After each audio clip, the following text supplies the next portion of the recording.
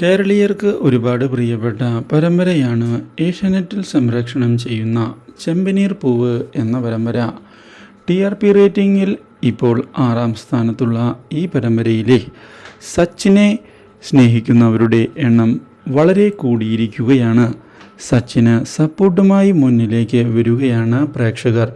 സുധിയേക്കാൾ എന്തുകൊണ്ടും നല്ലവൻ സച്ചി തന്നെയാണ് എന്നുള്ള അഭിപ്രായമാണ് ഇപ്പോൾ ഭൂരിഭാഗം പ്രേക്ഷകർക്കും. എന്നാൽ ഇതേ സമയം സച്ചിനെ തെറ്റിദ്ധരിച്ചുകൊണ്ട് മുന്നിലേക്ക് പോവുകയാണ് രേവതി.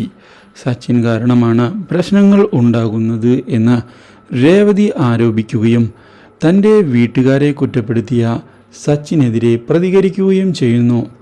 ഇതോടെ താൻ ചെയ്തത് അല്പം കടന്ന കൈയായി പോയി എന്ന് മനസ്സിലാക്കുന്ന നമ്മുടെ സച്ചിൻ ഇതേ തുടർന്ന് ക്ഷമ പറയുന്നതിന് തയ്യാറാവുകയാണ്.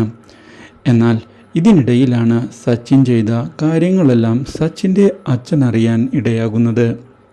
ഇതോടെ സച്ചിൻ ശരിയാവുകയില്ല എന്നുള്ള കാര്യം വീണ്ടും അച്ഛൻ പറയുകയും ചെയ്യുന്നു. എന്നാൽ ഇതേ തുടർന്ന് തൻ്റെ തെറ്റ് തിരുത്തുന്നതിന് തയ്യാറാവുകയാണ് സച്ചി. ഈ കാര്യം ഇതേ തുടർന്ന് അപ്രതീക്ഷിതമായി രേവതി അറിയാൻ ഇടയാവുകയും ഇതേ തുടർന്ന് സച്ചിൻ്റെ അച്ഛനോട് കാര്യങ്ങൾ പറയുകയും ചെയ്യുന്നു.